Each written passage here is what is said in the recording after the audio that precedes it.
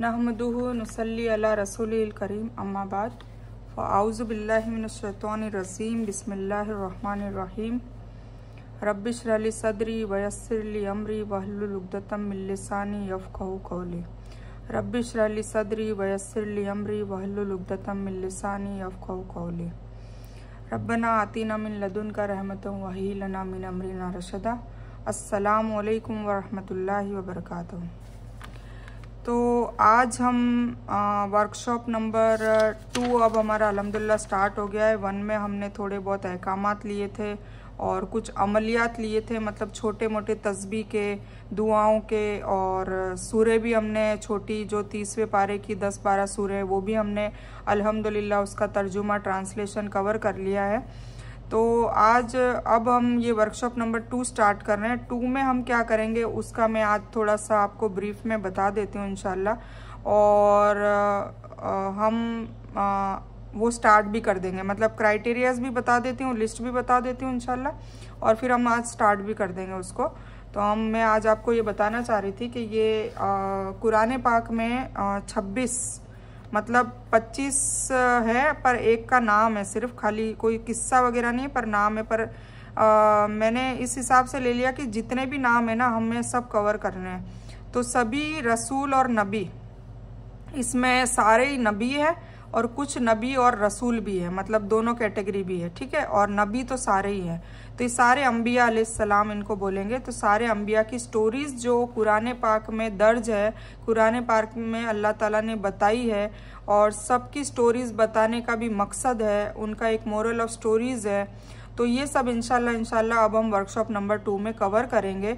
जैसे कि मैंने पहले भी बताया था कि जब हम कुरान पाक का तर्जुमा ट्रांसलेशन जब हम हिंदी में, मतलब हमारी लैंग्वेज में जब हम पढ़ेंगे, तो उससे पहले हम उसका बैकग्राउंड अगर जान लेंगे तो इंशाल्लाह हमें वो कुरान शरीफ को पढ़ने का मज़ा भी आएगा, हमें वो समझ में भी जल्दी आएगा, और इंशाल्लाह उम्मीद है और अल्लाह ताला से दुआ भी है कि हम सबको उससे हिदायत मिलेगी, है ना। क्योंकि मेन मकसद क्या है कि अल्लाह ताला हमें हिदायत दे अपनी किताब से, और अपनी किताब से हमें सारे अहकामात और अल्लाह ताला का हुक्म भी समझाए कि हमें कैसे ज़िंदगी को जीना है, और कैसे हमें हमारी ज़िंदगी को और हमारी आखिरत को भी अच्छे से सुधारना है और अच्छे से कामयाबी हासिल करनी है, ठीक है। तो उसके लिए हमें क्या जानना पड़ेगा कि उसके लिए हमने वर्कशॉप नंबर 2 स्टार्ट किया है, और ये वर्कशॉप नंबर 2 का जो टाइटल है वो है अम्बियास की स्टोरी, ठीक है। वर्कशॉप नंबर 1 का क्या टाइटल था, रमज़ान की सीरीज़ थी, और अब हम वर्कशॉप नंबर 2 स्टार्ट कर रहे हैं। इसका जो टाइटल है वो है अम्बिया स्टोरी। अम्बिया मतलब नबी, नबी का जो प्लूरल वर्ड होता है वो है अम्बिया कहलाता है, और उनकी कहानियाँ मतलब स्टोरीज, ठीक है। तो सबसे पहले हम आदम अलैहिस्सलाम की स्टोरी को कवर करेंगे। आदम अलैहिस्सलाम की स्टोरी इसलिए कवर करेंगे क्योंकि सबसे पहले दुनिया में कौन आए थे, आदम अलैहिस्सलाम आए थे, ठीक है। आदम अलैहिस्सलाम का किस्सा इंशाल्लाह अभी मैं आज ही इसी वीडियो में बयान करूंगी, थोड़ा थोड़ा करके करेंगे क्योंकि आदम अलैहिस्सलाम की स्टोरी बहुत लॉन्ग है। तो हम बस हमें ऐसा नहीं कि हमें रेस करनी है, हमें धीरे धीरे सीखना है, धीरे धीरे अमल पर भी लाना है, और मेन हमारा जो मोटिव होना चाहिए वो है अमल का। हमें चाहे थोड़ा, अल्लाह ताला को जो भी काम है चाहे आप थोड़े करें चाहे कम करें, पर आप कंटिन्यू करें, ये अल्लाह को ज़्यादा पसंद है। ऐसा नहीं कि रमज़ान आया तो होलसेल में कुरान पढ़ लिए, होलसेल में नमाज़ें पढ़ ली, होलसेल में तहज्जुदें पढ़ ली, और ईद आई और फिर से सारी नमाज़ें छोड़ दी, और नेक काम छोड़ दिए, और तकवा छोड़ दिया, और तौबा अस्तगफिरुल्लाह पढ़ना छोड़ दिया, या और गुनाहों की माफ़ी मांगना और गुनाहों को छोड़ दिया। ये सब सिर्फ 1 महीने के लिए नहीं होता है। 1 महीने तो हमने डिस्कस कर ही लिया है। आई होप आपको समझ में आ गया होगा कि रमज़ान का महीना हमारी प्रैक्टिस के लिए होता है, हमारा तकवा बढ़ाने के लिए होता है, हमारा ईमान बढ़ाने के लिए होता है, हमारे गुनाहों को माफ़ करवाने के लिए होता है। तो वो जो 1 महीने की जो प्रैक्टिस है वो हमें 11 महीने में बरकरार रखनी है, जैसा कि अल्लाह चाहता है, ठीक है, जैसा कि कुरान हदीस और सुन्नतों से जानने को मिलता है, ठीक है। तो अब हम इस वर्कशॉप में क्या कवर करेंगे वो मैं आज बता देती हूँ। तो सबसे पहले आदम अलैहिस्सलाम की स्टोरी हम अल्हम्दुलिल्लाह इंशाल्लाह कवर करेंगे। उसके बाद फिर हम इब्राहिम अलैहिस्सलाम की स्टोरी को जानेंगे इंशाल्लाह, ठीक है। इसके बाद हम यूसुफ अलैहिस्सलाम की स्टोरी को जानेंगे। इसके बाद मूसा अलैहिस्सलाम, इसके बाद ईसा अलैहिस्सलाम, इसके बाद मोहम्मद सल्लल्लाहु अलैहि वसल्लम। मोहम्मद सल्लल्लाहु अलैहि वसल्लम की जो स्टोरी है ना, हमारे आखिरी नबी और हमारे नबी यही है, और नबियों के सरदार भी यही है। तो इनकी जो स्टोरी है ना वो फिर हम वैसे वर्कशॉप नंबर 3 में अलग से और कवर करेंगे, क्योंकि ये हमारे रसूल है, हमारे नबी है, ठीक है। तो इनकी जो रिसालत है वो पढ़ेंगे हम, रिसालत पढ़ेंगे, लॉ मतलब कह दो लॉ पढ़ेंगे, ठीक है। और इनकी जीवनी पढ़ेंगे, मतलब ऑटोबायोग्राफी पढ़ेंगे, ताकि हमें सुन्नत का पता चले। हुजूर पाक सल्लल्लाहु अलैहि वसल्लम की पैदाइश से लेके उनकी विसाल तक की, फिर उनके वफ़ात तक की, और वफ़ात के बाद फिर जो सहाबा आए थे, खलीफुर राशिदीन, जो 4 खलीफा थे, उनकी स्टोरीज़। तो इंशाल्लाह ऐसे कारवा बढ़ता रहेगा। खैर ये बहुत आगे की बातें बता रही हूँ, पर मैं ये बीच में नाम आया इसलिए मैं आपको बता रही हूँ कि इंशाल्लाह इनका तो एक अलग से, हुजूर पाक सल्लल्लाहु अलैहि वसल्लम का तो बेशक एक अलग से वर्कशॉप होगा, क्योंकि इनका जीवन जानना भी ज़रूरी। ये तो हम स्टोरीज़ के रूप में लेंगे, और ये स्टोरीज़ जो भी जहाँ तक हमें जानने को मिलती है, अल्हम्दुलिल्लाह मैंने कुरान के हवाले से, हदीस के हवाले से, और जो भी ज़ख़ीरा मैं कर सकती थी, जो अल्लाह ने मुझे जितने सलाहियत दी है, उस हिसाब से ये ज़ख़ीरा कलेक्शन करके ये स्टोरीज़ को बनाया है। क्योंकि कुरान में क्या आता है, मैंने पहले भी बताया था कि कुरान में टुकड़ों टुकड़ों में आता है। जैसे आदम अलैहिस्सलाम की सूरह आराफ में भी जिक्र है, सूरह बकर में भी जिक्र है, तो अलग अलग जिक्र है, तो वो टुकड़े टुकड़े होते हैं। तो जब हमें स्टोरीज़ पूरी पहले से पता होगी ना, तो जो वो टुकड़े आएंगे तो हमें ऑटोमेटिक पता चल जाएगा, ठीक है। एक मकसद तो ये स्टोरीज़ बताने का था।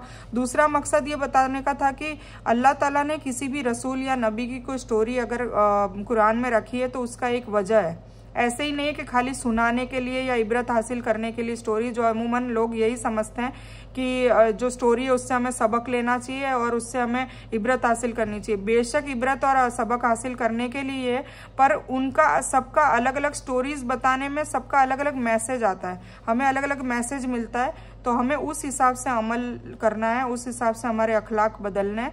और ये भी बताया अल्लाह ताला ने कि कौन से नबियों की उम्मतों में कौन से गुनाह थे, तो कौन से गुनाह की वजह से कौन से अजाब नाजिल हुए, तो वो अजाबों से बचने के लिए भी हमें अच्छे अमल करने हैं। और फिर दूसरा ये कि हर नबी ने, हर रसूल ने अपनी मुसीबत के वक्त एक खास दुआ मांगी है, तो इंशाल्लाह हम वो दुआ भी कवर करेंगे, ताकि हम भी उसी दुआ से फ़ायदा उठाएं। जबकि अंबियाओं ने उस दुआ से अल्लाह ताला से मतलब खुशनुदी हासिल कर ली, अल्लाह ताला से इनामात लिए, तो हम भी इंशाल्लाह उसी दुआओं से हम भी इनामात लेंगे। जैसे सभी को ये तो पता होगा कि यूनुस अलैहिस्सलाम की जो दुआ है, ला इलाहा इल्ला अन्ता सुब्हानका इन्नी कुन्तु मिनज़ ज़ालिमीन, तो सभी लोग ये पढ़ते हैं मुसीबत के वक्त, दुख के वक्त, कोई बीमारी के वक्त। तो ऐसी हर नबी की भी दुआ है, तो इंशाल्लाह हम उनकी भी दुआएं जानने की कोशिश करेंगे, और इंशाल्लाह वो उसको फिर याद भी करेंगे, उसका तर्जुमा भी पढ़ेंगे और उसको अपने अमल में भी लाएंगे। तो जब भी मैं स्टोरी बयान करूंगी तो आखिर में मैं हर रसूल और नबी की जो दुआ उन्होंने मांगी थी, जिस दुआ से उन्होंने अल्लाह से माफ़ी तलब की और अपने अल्लाह को राज़ी करके इनामात हासिल करे, तो वो जो जब उनकी आजमाइश होती थी तो बेशक वो दुआ मांगते थे। जैसे यूनुस अलैहिस्सलाम की आजमाइश थी मछली के पेट में, ऐसे आदम अलैहिस्सलाम की आजमाइश थी कि उनको जन्नत से ज़मीन पर डाला गया, ठीक है। तो सबकी अपनी अपनी आजमाइश थी, तो उस वक्त उन्होंने क्या दुआ मांगी, तो इंशाल्लाह हम वो कवर करेंगे, ठीक है। तो ये हो गया। तो इसी तरह यूनुस अलैहिस्सलाम, नूह अलैहिस्सलाम, याकूब अलैहिस्सलाम। याकूब अलैहिस्सलाम जो कुरान शरीफ में बार बार आएगा, बनी इसराइल, ठीक है। तो बनी का मतलब होता है औलाद, ठीक है। और इसराइल याकूब अलैहिस्सलाम का दूसरा नाम था। क्यों? क्योंकि इब्राहिम अलैहिस्सलाम के 2 बेटे थे ना, क्या नाम था? इस्माइल अलैहिस्सलाम, ठीक है, और इसहाक अलैहिस्सलाम। तो इसहाक अलैहिस्सलाम के जो बेटे थे उनका नाम था याकूब, और उनका ये इस्माइल अलैहिस्सलाम से मैचिंग इसराइल अलैहिस्सलाम नाम था। समझ गए? इस्माइल और इसराइल। तो इस्माइल अलैहिस्सलाम के नस्ल में से तो हुजूर पाक सल्लल्लाहु अलैहि वसल्लम आए हैं, और इसराइल की नस्ल में से ये बनी इसराइल जो कहा जाता है, मतलब औलाद, इसराइल की औलाद। तो उनकी औलाद 12 थी, और वो मैंने वैसे एक वीडियो बनाकर आपको बता ही दिया, पूरा नस्ब बताया था, तो उसमें आपको आइडिया आ गया होगा। तो 12 नस्ल में से जो बच्चे हुए ना, अलग अलग, तो उनको बनी इसराइल कहा जाता है। और बनी इसराइल का जिक्र इसलिए मैं बता रही हूँ क्योंकि कुरान पाक में बनी इसराइल का जिक्र कसरत से है, बहुत सूरतों में बार बार बनी इसराइल, बनी इसराइल, बनी इसराइल आएगा। तो इसीलिए आपको आइडिया होना चाहिए कि बनी इसराइल है कौन, ठीक है। तो इसलिए मैं बता रही हूँ कि बनी इसराइल जो है वो याकूब अलैहिस्सलाम की औलादें हैं और उनकी नस्लें हैं। उसमें से यहूदी निकले, उसमें से रूमी निकले, उसमें से सारे ईसाई निकले। तो ये सारे जितने भी अलग जो क्या कहते हैं धर्म के लोग जो हो गए हैं, जो फिरके पड़ गए धर्म में, वो लोग बनी इसराइल है। ठीक है, तो उसके बारे में हम इंशाल्लाह जानेंगे। फिर उसके बाद इदरीस अलैहिस्सलाम की कहानी है, फिर यहया अलैहिस्सलाम, जकरिया अलैहिस्सलाम, उज़ैर अलैहिस्सलाम। यहूदी जो है वो इनको मानते हैं उज़ैर अलैहिस्सलाम को। ठीक है, तो ये है। फिर दाऊद अलैहिस्सलाम, फिर सुलेमान अलैहिस्सलाम, फिर अय्यूब अलैहिस्सलाम, फिर इस्माइल अलैहिस्सलाम, है ना, ये इस्माइल अलैहिस्सलाम इब्राहिम अलैहिस्सलाम के बेटे। फिर सालेह अलैहिस्सलाम, लूत अलैहिस्सलाम, ये इब्राहिम अलैहिस्सलाम के भतीजे थे, चाचा के लड़के। ठीक है, फिर इशाक अलैहिस्सलाम इब्राहिम अलैहिस्सलाम के दूसरे बेटे, छोटे, बड़े बेटे इस्माइल अलैहिस्सलाम थे और छोटे बेटे इशाक अलैहिस्सलाम। फिर ये हारून अलैहिस्सलाम मूसा अलैहिस्सलाम के छोटे भाई थे। ठीक है, फिर शोएब अलैहिस्सलाम, हूद अलैहिस्सलाम, इलियास अलैहिस्सलाम, अलियासा अलैहिस्सलाम और जुल्किफल अलैहिस्सलाम। ठीक है, तो हम इंशाल्लाह ये सभी इंशाल्लाह अल्लाह हम सबको इस ग्रुप में बनाए रखे और अल्लाह ताला से दुआ करे कि मुझे भी इतनी कुव्वत और ताकत दे, क्योंकि अभी मैं ये देखिए आपके सामने ही है, एक एक चीज़ ये लिख रही हूँ और फिर वीडियो बना रही हूँ।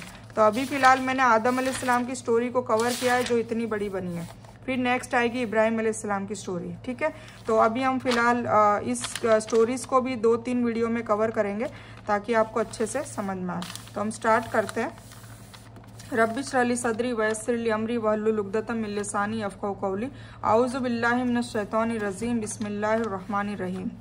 आदम अलैहिस्सलाम की स्टोरी। हज़रत आदम अलैहिस्सलाम की तख्लीक से पहले मीन्स आदम अलैहिस्सलाम को ज़मीन पर उतरने से पहले शैतान को मतलब इब्लिस को ज़मीन पर फेंका गया था। ठीक है, क्योंकि कुरान में आता है कि जब अल्लाह ताला ने आदम अलैहिस्सलाम को बनाया, पैदा किया, तो फरिश्तों से और इब्लिस से, जिसका नाम अजाजिल था। ठीक है ना, इब्लिस का नाम इब्लिस नहीं है, इब्लिस का मतलब तो है मायूस हुआ, धुतकारा हुआ, मतलब अल्लाह ताला ने उसको धुतकार दिया था।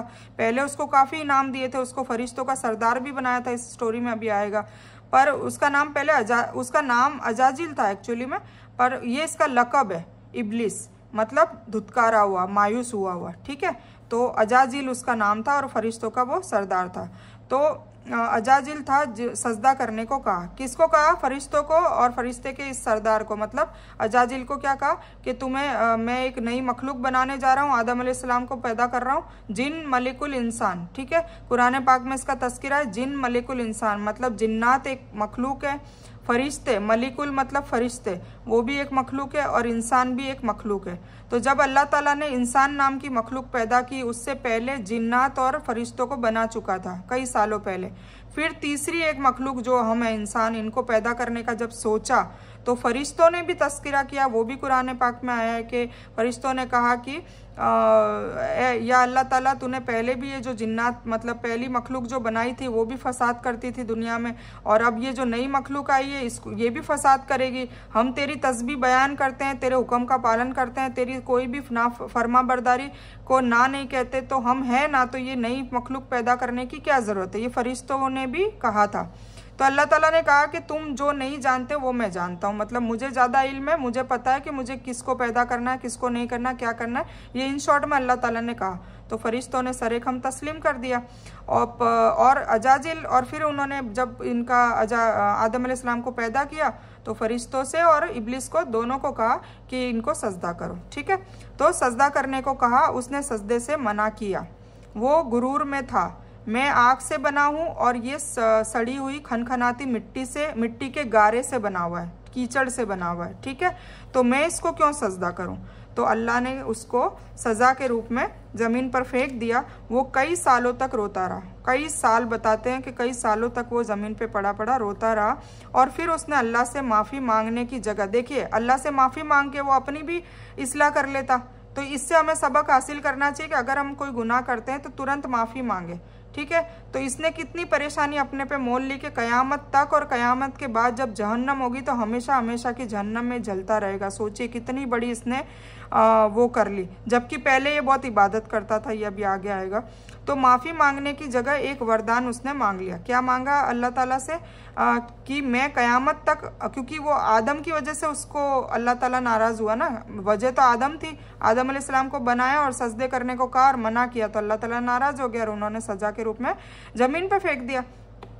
तो उसको बेशक उसको किस पे गुस्सा आएगा, आदम पे। तो आदम अलैहिस्सलाम के पे गुस्सा करने के लिए उसने क्या कहा कि अल्लाह ताला से एक वरदान मांग लिया कि वो बहुत सारी मतलब बहुत उसने लाखों साल इबादत भी की थी, कहीं ऐसी कोई जगह नहीं थी छोड़ी नहीं उसने कि है ना अल्लाह को सजदा ना किया हो। तो उसने कई लाखों साल उसने इबादत की, ठीक है। तो उसने उस इबादत की वजह से कि भाई मेरी ये नेकी तो थी ना, तो मुझे उसकी वजह से एक वरदान दे दीजिए अल्लाह ताला कि मैं क़यामत तक आदम के बच्चों को, मतलब हम सबको सारे क़यामत तक के जो भी, क्योंकि सब आदम और हवा के बच्चे हैं, ठीक है। तो आदम अलैहिस्सलाम और के बच्चों को मैं जन्नत से रोकूंगा, जन्नत में जाने से रोकूंगा, मतलब वसवसे डालूंगा, गलत ख्यालात डालूंगा, लड़ाई झगड़े करवाऊंगा, झूठ बोलने का, मतलब जो भी ऐसा काम जो अल्लाह ताला को नाराज करे और अल्लाह ताला नाराज होकर फिर उसको जहन्नम की आग में डाले। तो ऐसी वो कोशिशें करता भी है और करता रहेगा, ठीक है। तो उसने ये वरदान मांगा कि जन्नत से रोकूंगा, और अल्लाह ने उसकी सालों की इबादत की वजह से उसकी बात मान भी ली, ठीक है। एक्चुअली अजाजिल जो इब्लिस है, जिन्नात था, पर उसने दुनिया का एक भी जगह ऐसी नहीं थी कि अल्लाह की इबादत ना की हो, सजदा ना किया हो, ठीक है। इसीलिए अल्लाह ने खुश होकर उसको फरिश्तों का सरदार बनाया था। तब इंसान का वजूद भी नहीं था, सिर्फ फरिश्ते और जिन्नात ही थे। जमीन पर आदम अलैहिस्सलाम की तख्लीक से पहले जिन्नात थे और वो जमीन पर हजारों साल से रह रहे थे। उन्होंने जमीन पर फसाद मचा रखा था। फिर अल्लाह ने एक दिन फरिश्तों की फौज भेजकर सबको ख़त्म करवा दिया। कुछ माहिरीन के मुताबिक आदम अलैहिस्सलाम से पहले ज़मीन पर डायनासोर भी थे और अजीब सी मखलूकातें भी थी, पर बाद में वो ख़त्म होने लगी। सूरह हूद की आयत में आता है कि अल्लाह ताला ने इस ज़मीन और आसमान को 6 दिन में बनाया, ठीक है। उस वक्त उसका अर्श पानी पर था, मीन्स इंसानों के पहले ज़मीन पर सिर्फ पानी मौजूद था। आप सल्लल्लाहु अलैहि वसल्लम से पूछा गया तो बताया कि इंसानों से पहले ज़मीन पर न हवा थी, न कोई मखलूक, सिर्फ पानी था और उसके ऊपर अल्लाह का अर्श था, ठीक है। फिर अल्लाह ने इंसानों को पैदा किया, उसमें सबसे पहले आदम अलैहिस्सलाम को पैदा किया, ठीक है ना। हमारे वालिद है, हमारे मतलब हम इन्हीं की औलादें हैं, ठीक है, आदम अलैहिस्सलाम, बनु आदम। तो आदम अलैहिस्सलाम को पैदा किया। बुखारी शरीफ में बयान है कि एक बार आप सल्लल्लाहु अलैहि वसल्लम से यमन से एक वफाद आया और हमको आपसे इल्म सीखना है। उन्होंने ये उनसे इल्तिजा किया आप सल्लल्लाहु अलैहि वसल्लम से, आप हमें बताएं कि ज़मीन में पहले आदम अलैहिस्सलाम से पहले क्या था, ठीक है। उन्होंने जानने की कोशिश करी किन से, हुजूर पाक सल्लल्लाहु अलैहि वसल्लम से। तो आप सल्लल्लाहु अलैहि वसल्लम ने फरमाया कुछ नहीं था, सिर्फ अल्लाह और उसका अर्श था। लोहे महफूज में कलम से सब लिख कर महफूज कर लिया गया था, ठीक है ना। आप सल्लल्लाहु अलैहि वसल्लम ने फरमाया सबसे पहले अल्लाह ने कलम को पैदा किया और फिर अल्लाह ने उसको हुक्म दिया कि लिख, तो वो चल पड़ा और फिर कयामत तक होने वाली सारी स्टोरीज लिखकर लोहे महफूज में रख दिया। कलम ने बेशक अल्लाह के इल्म से और हुक्म से ये सब लिखा था, ठीक है। हजरत अब्दुल्ला बिन अमर बिन आस रदिल्लाहु तआला अन्हु फरमाते हैं कि कहा कि मैंने हुजूर सल्लल्लाहु अलैहि वसल्लम से ये सुना है कि अल्लाह ने ज़मीन की तख्लीक से 50,000 साल पहले तमाम मखलूकात की तकदीरों को लिख दिया है। सोचिए कलम की कितनी बड़ी ताकत है ना। तो हम अब ये कलम की जो ताकत है उसमें हमको भी इबरत हासिल करनी चाहिए, इससे मैसेज लेना चाहिए कि इसी कलम से हम भी अपने लिए शेड्यूल, मतलब ये अल्लाह ताला ने सबसे पहले इस कलम को ईजाद किया। तो जो भी हम करते हैं, जो भी हम मतलब दुआएं वगैरह, तो लिखने से, इल्म हासिल करने से और उसको स्टोर करने से, उसको सेव करने से बहुत बड़ा फ़ायदा होता है। आगे की नस्लों तक के लिए भी ये उनके लिए मतलब एक मैसेज हो जाता है ना। तो लिखना भी एक ये सोचिए कि दीन में अगर लिखते भी हैं तो ये भी एक इबादत है, ठीक है। तो अल्लाह ताला ने सबसे पहले कलम की तख्लीक की और 50,000 साल पहले तमाम मखलूकात की तकदीरों को भी लिख दिया गया जो लोहे महफूज में है, और उस वक्त उसका अर्श पानी पर था। इस हदीस मुबारका से ये पता चला कि सबसे पहले पानी था, फिर उस पर अर्श हुआ, फिर कलम को बनाया और उसने सबकी तकदीर को लिखा, और फिर उसके तुरंत बाद लोहे महफूज को भी बना दिया और उसमें कयामत तक की सारी मखलूक की तकदीर को सेव करके रख दिया। फिर कायनात की मखलूक को स्टेप वाइज पैदा किया। जैसे हजरत हुरैरा रज़ियल्लाहु तआला अन्हु फरमाते हैं कि मैंने हुजूर अक़दस सल्लल्लाहु अलैहि वसल्लम से दुनिया की पैदाइश की तरतीब पूछी तो उन्होंने मेरा हाथ थामा और तरतीब बताई कि ये ज़मीन और आसमान अल्लाह रब्बुल इज़्ज़त ने 6 दिन में बनाए, और हफ्ते मतलब सैटरडे के दिन उन्होंने मिट्टी को बनाया, संडे के दिन इतवार संडे को उन्होंने पहाड़ बनाए, पीर को मतलब मंडे को दरख्त मतलब पेड़ पौधे और ये सब बनाए, हरियाली बनाई। मंगलवार को ट्यूसडे को उन्होंने तकलीफ, बीमारियां और मसले मसाइल बनाए, ठीक है, मंगलवार को। और बुधवार को उन्होंने नूर बनाया। और जुमेरात को जमीन में फैला दिया। जुमेरात को चौपाए मतलब सारे जानवर, 4 पैरों से चलने वाले जानवर, चाहे वो जंगली हो या पालतू हो या दूध देने वाले हो, सवारी में काम आने वाले हो या गोश्त खाने वाले हो, सारे के सारे चौपाए जो होते हैं वो सारे के सारे चौपाए में जानवरों को जमीन में फैला दिया गया। और फिर मुबारक दिन कौन सा आता है? जुम्मा, ठीक है। तो जब जुम्मा आया तब उस दिन असर से रात तक के दरमियान आदम अलैहिस्सलाम को पैदा किया था। तो ये 6 दिन देखो आपको तफसील से बताए गए कि कौन से दिन क्या क्या पैदा किया, और 6 दिन के अंदर सारा कुछ कायनात को पैदा कर दिया, ठीक है। तो कितना देखिए अल्लाह ताला के हाथ में, कितना आसान है, मतलब अल्लाह ताला कितना बड़ा है। सोचिए कि आप एक मतलब अपने वजूद को और अल्लाह ताला के वजूद को कंपेयर कीजिए कि हम सिर्फ एक नुक्ता, चीनी नुक्ता के बराबर भी अल्लाह ताला के सामने नहीं है, हमारी कोई औकात नहीं है। हमारी इतनी बड़ी जो पृथ्वी है, मैंने वीडियो भेजा था आपने देखा होगा, पृथ्वी है वो भी राई के दाने के बराबर अल्लाह के सामने है। तो सोचिए हमारा तो कोई वजूद ही नहीं है, मतलब माइक्रोस्कोप में भी देखेंगे ना तो भी हम दिखाई नहीं देंगे। और सोचिए फिर उसके बाद हम घमंड भी करते हैं अल्लाह ताला से शिकवे शिकायत भी करते हैं और गुनाह खुद करते हैं और थोपते हैं सारे नाउजुबिल्लाह अल्लाह पे कि अल्लाह ने हमारी तकदीर को ख़राब लिखा है, जो भी है। तो सोचिए कि हमारी कोई औकात ही नहीं है, अल्लाह ताला के सामने खड़े रहने की भी औकात नहीं है। तो हम इतनी बड़ी बड़ी बातें करते हैं, तो ये सोचना चाहिए हमें हर हालत में, हर सिचुएशन में अल्लाह का शुक्र अदा करना चाहिए, ठीक है। जो इतनी बड़ी ज़मीन को 6 दिन में बना सकता है, सोचिए वो कुछ भी कर सकता है, शहीन कदीर है, उसके हाथ में ही सारा कंट्रोल है। हमारी शर हो या खैर हो, हमारी अच्छी हो या बुरी हो, सारी तकदीर सारा अल्लाह के हाथ में ही है, इसलिए उसे मनाना बहुत ज़रूरी है। और फिर मुबारक दिन जुम्मे का आया, तब उस दिन असर से रात तक के दरमियान आदम अलैहिस्सलाम को पैदा किया था। हदीस से पता चलता है कि मखलूक की तरतीब ऐसी थी, उनमें से आखिरी नंबर आदम अलैहिस्सलाम का था, ठीक है, मखलूक की तरतीब में, ठीक है। पर बट इंसानों में सबसे पहले कौन थे? आदम अलैहिस्सलाम थे। मतलब हमारी जो इंसानों की जो मखलूक है उनकी तख्लीक में, तख्लीक मतलब पैदाइश, ठीक है ना, तो उसमें आदम अलैहिस्सलाम सबसे फर्स्ट नंबर के हैं, ठीक है। और तमाम इंसानों के वालिद मतलब बाप भी कौन है? आदम अलैहिस्सलाम। जबकि उनसे पहले फरिश्ते और जिन तो थे, मतलब दूसरी मखलूक के लोग थे, पर इंसान जो मखलूक है ना, ये भी एक अलग मखलूक है, हम लोग, तो वो फरिश्तों से भी डिफरेंट है और जिन्नों से भी डिफरेंट है। फरिश्ते बने हुए नूर से, अल्लाह के नूर से, और जिन्नात बने आग से, और हम बने मिट्टी से, ठीक है। तो उनसे पहले कौन? फरिश्ते और जिन्नात पैदा हो चुके थे।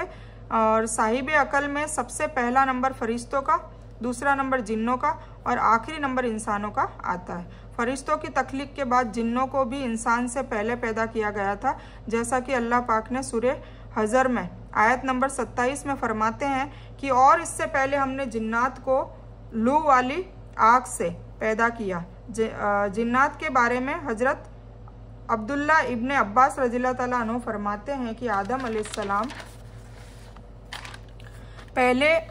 अलैहिस्सलाम से पहले 2000 साल पहले जिन्नातों को पैदा किया गया था, ठीक है। फिर वो ज़मीन पर फैल गए और आपस में झगड़े और फसाद मचाने लग गए और नाहक कत्ले आम भी करने लग गए। तो अल्लाह ताला ने फरिश्तों की फ़ौज भेजकर जिन्नात को मार कर और तहस नहस कर दिया, और वो बचने के लिए जजीरों और पहाड़ों पे चले गए। मतलब जहाँ पहाड़ होते हैं, जजीरे होते हैं बड़े बड़े, तो वहाँ पर वो चले गए। कुछ लोग बच गए तो वो वहाँ चले गए, और तब से उनकी आबादी वहाँ पर ही आबाद है, ठीक है, उनकी नस्लें। तो उन्हें ज़मीन के हिस्से से निकाल दिया गया था, चुनांचे उनकी रहने की जगह कहाँ रह गई? जंगल रह गई, जंगल और जजीरे और कुछ पहाड़, ठीक है ना। तो वहाँ पर ये लोग बसते बसाते हैं। तो इसी तरह यह दुनिया वजूद में आई। और फिर फरिश्तों और जिन्नों के बाद आदम अलैहिस्सलाम को पैदा किया। और जब अल्लाह ने आदम अलैहिस्सलाम को पैदा की, तख्लीक मिट्टी से की गई, और वो मिट्टी कहाँ से आई? तो इज़राइल अलैहिस्सलाम है ना, जो फरिश्ते, मतलब जिब्राइल अलैहिस्सलाम फरिश्तों के सरदार है। इज़राइल अलैहिस्सलाम जो मलिकुल मौत है, जो मतलब मौत को रूह को कब्ज़ करते हैं, तो वो ये फरिश्ते हैं। तो उनको अल्लाह ने हुक्म दिया कि मिट्टी लाएं, ठीक है। तो वो जब आसमान से ज़मीन पर आए और एक मुट्ठी मिट्टी ली तो सारी ज़मीन सुकड़ गई। मतलब एक मुट्ठी ली ना तो सारी ज़मीन सुकड़ गई। तो सारी टाइप की जो 60 टाइप की मिट्टी थी, जिसके कलर भी अलग थे, डिफरेंट थे, जिनका नेचर अलग था। जैसे मिट्टी के कई नेचर होते हैं, बजरी होती है, सूखी होती है, गीली होती है, चिकनी मिट्टी होती है, और मिट्टी के कलर भी डिफरेंट होते हैं। कई जगह अपन एकदम लाल कलर की मिट्टी देखते हैं, कहीं ब्राउन कलर की होती है, कहीं एकदम वाइट भी मिट्टी अपन को देखने को मिलती है, कहीं एकदम ब्लैक मिट्टी मिलती है, कहीं ब्राउन मिलती है, कहीं स्किन टाइप की मिलती है। तो 60 कलर की रंगों की मिट्टी जो थी वो उन्होंने एक मुट्ठी में ले ली, और 60 और अलग अलग नेचर की, स्वभाव की भी मिट्टी उन्होंने एक ही मुट्ठी में ले ली। ठीक है, तो वो मिट्टी इस तरीके से लाए। तो वो जब आसमान से जमीन पर आए और एक मुट्ठी मिट्टी ली तो सारी जमीन सुकड़ गई, और एक मुट्ठी में वो तमाम की 60 कैफियत वाली और रंगों वाली मिट्टी आ गई। इसी तरह अल्लाह ने आदम अलैहिस्सलाम को बिना किसी माँ बाप के सिर्फ मिट्टी से पैदा किया। ठीक है, उस मिट्टी में सफ़ेद और काली, लाल और ब्राउन एक्सेट्रा जो मैंने बताया वो कलर्स भी थे, और नरम भी थी, टाइट भी थी, नमकीन भी थी, फीकी थी, सारे टाइप की कैफियत भी उसमें थी। ठीक है, तो शामिल हो गई। इसीलिए आदम अलैहिस्सलाम और हवा अलैहिस्सलाम के जो बच्चे हैं, कोई गोरा मिलेगा, है ना, हमारे जो इंसान है उसमें कोई गोरा है, कोई काला है, कोई मीडियम है, कोई मिक्स कलर है, किसी का स्किन टोन येलोइश होता है, किसी का स्किन टोन पिंकिश होता है। ये सारे कलर और वगैरह ज़्यादातर हमें ना वहाँ मक्का मदीना में देखने को मिलते हैं, क्योंकि डिफरेंट डिफरेंट कंट्रीज़ में ऐसे आते हैं, तो हम देख देख के ताज्जुब करते हैं। कोई एकदम काला है, कोई एकदम गोरा है, कोई एकदम इतना लाल पिंकिश है जैसे ऐसा लगता है मेकअप किया हो, पर वो अल्लाह ताला ने उनको ऐसा दे रखा है। तो ये सारे टाइप के मतलब कलर्स भी मिलते हैं, और फिर इसके बाद उनके नेचर भी अलग अलग होते हैं। कोई गुस्सैल होता है, कोई नरम दिल होता है, कोई मीठा बोलने वाला होता है, किसी की जुबान में मिठास दिए, किसी में कड़वास दिए, कोई मतलब सब अलग अलग टाइप के लोग भी होते हैं। तो ये सब किस वजह से? क्योंकि मिट्टी में ऐसी कैफियत थी। ठीक है, क्योंकि हम उन्हीं से पैदा हुए हैं, तो सारी जो है वो इसी में से आई है। तो और नरम, टाइट, नमकीन, फीकी और सारी कैफियतें वाली मिट्टी शामिल थी, और उस मिट्टी से आटा गूंदा। ठीक है ना, आटा गूंदा, 40 साल तक उसको रखा और उसका पुतला बनाया, और उसमें रूह अल्लाह ने डाली और आदम अलैहिस्सलाम पैदा हुए। मिट्टी को मुख्तलिफ पानी से भी गूंदा गया, मतलब पानी भी अलग अलग लिया, जैसे समुद्र का पानी, मीठा पानी, नहर का पानी, नदी का पानी, सागर का पानी, समुद्र का पानी, है ना, सारे पानियों के जायके अलग अलग होते हैं, तो वो पानी भी डिफरेंट डिफरेंट था, और एक मुद्दत तक रखा, फिर वो चिपकने वाली मिट्टी बन गई। जैसे आटा नहीं अपन गूंद के थोड़ी देर रख लेते हैं, फिर बाद में अपन जब रोटी बनाने लगते तो अपन वापस गूंदते, क्यों? क्योंकि वो गूंदने के बाद थोड़ी सी वो उसमें जो उनका जो आटे का और पानी का और नमक का जो मिक्सचर है, जो उनमें फर्मेंटेशन होता है, वो थोड़ा सा रखने के बाद वो फर्मेंटेशन की प्रोसेस होती है, तो उससे क्या होता है, आटा एकदम से एक जज्ब हो जाता है, एक दूसरे में जज्ब हो जाते हैं, और फिर उसकी रोटियां अच्छी बनती है। ठीक है, तो इसी तरह आदम अलैहिस्सलाम को पुतला बनाने से पहले जो मिट्टी और मुख्तलिफ मिट्टियाँ और मुख्तलिफ पानी, मतलब डिफरेंट मिट्टी और डिफरेंट पानी से गूंदा गया, गूंदते रहे, फिर उसको कई बार रखा, फिर वो चिकनी मिट्टी बन गई। तो चिकनी मिट्टी से ये लोग मूर्तिकार मूर्ति बनाते हैं ना, तो चिकनी मिट्टी से ही बनता है ना पुतला, तो फिर वो चिकनी मिट्टी बन गई, फिर आदम अलैहिस्सलाम का पुतला बनाया गया, मतलब शेप दिया गया। ठीक है, समझ गए आप? तो फिर वो चिपकने वाली मिट्टी बन गई, और फिर एक मुद्दत तक गूंदने से ये बूदार गारा हो गई, मतलब कीचड़ नुमा हो गई, एकदम बू आने लग गई उसमें, बूदार गारा बन गई। ठीक है, बदबूदार गारा बन गई, कीचड़ की जैसी, जो कुरान में भी इसका जिक्र आता है। कई बार ऐसा जिक्र आता है कि खनखनाटी मिट्टी से इंसान की पैदाइश की, कई बार ऐसा आता है कि बूदार कीचड़ से इसकी पैदाइश की, कई बार ऐसा आता है कि खून के लोथड़े से इसकी पैदाइश की, तो कुरान में आता है। ठीक है ना, तो ये इनकी डिटेल है। तो फिर एक टाइम के बाद खुश्क और सूखी हो गई, है ना, मतलब ऐसा ही होता है ना, जब हम भी नॉर्मली जैसे मान लो सीमेंट का या कोई भी ऐसा कोई सॉल्यूशन बनाते हैं, या कुछ मजदूर देखा होगा, तो वो पहले तो कीचड़ टाइप बनती है, पर फिर उसको पड़े रहने दे, सूरज की गर्मी होगी तो फिर वो एकदम से सूख के कड़क हो जाती है ना, तो सूख गई। ठीक है, सूख कर एकदम खनखनाती और बसती हुई मिट्टी बन गई। ठीक है, तो ये वर्ड आता है कुरान पाक में, खनखनाती मिट्टी से बनाया हुआ। ठीक है, तो फिर आदम अलैहिस्सलाम का इस मिट्टी से पुतला बनाकर जन्नत के दरवाजे पर रख दिया गया, जिसको देख देख कर फरिश्तों की जमात ताज्जुब करती थी। मतलब उन्होंने इसके पहले कोई ऐसी मखलूक देखी नहीं थी, तो ताज्जुब तो होगा ना, तो क्योंकि फरिश्तों ने इससे पहले ऐसी शक्लो सूरत वाली कोई मखलूक देखी ही नहीं थी। फिर अल्लाह ताला ने उस पुतले में रूह को दाखिल होने का हुक्म फरमाया। फिर जब रूह दाखिल होकर आपके नथनों में पहुंची तो आपको छींक आई, और रूह जुबान तक पहुंच गई तो आपने अल्हम्दुलिल्लाह पढ़ा, और अल्लाह ने फरमाया या रहमकल्ला, जो हम खुद हमें बोला जाता है ना कि जब छींक बंदा कोई छींके और अल्हम्दुलिल्लाह कहे तो उसके जवाब में क्या कहो, या रहमकुल्लाह। तो अल्लाह ने यही कहा, यानी कि अल्लाह ताला तुम पर रहमत फरमाए।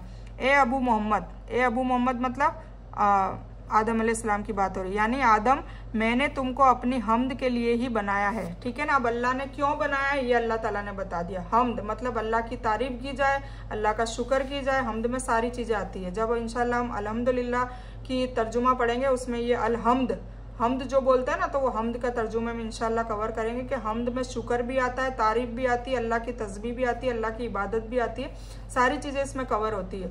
ठीक है। तो अपनी हम्द के लिए ही बनाया है। फिर रफ्ता रफ्ता पूरे बदन में रूह पहुंच गई और आप जिंदा होकर उठ खड़े हुए। अल्लाह ताला ने आदम अलैहिस्सलाम को 4 अजीम सर्फ और मर्तबे भी अता फरमाए। पहला क्या, अपने हाथ से पैदा फरमाया। दूसरा, रूह फूंकी। तीसरा, फरिश्तों को सजदा करने का हुक्म दिया। और चौथा के ईशा के नामों के इल्म भी सरफराज फरमाया, मतलब सारे नाम उनको सिखा दिए। वैसे इब्लिस शैतान जिन था और अल्लाह ने उसकी इबादत के बाइस उसे फरिश्तों का सरदार बना दिया था और उनमें शामिल कर दिया था। उसके बाद उसकी रियाजत का सिलसिला जारी रहा।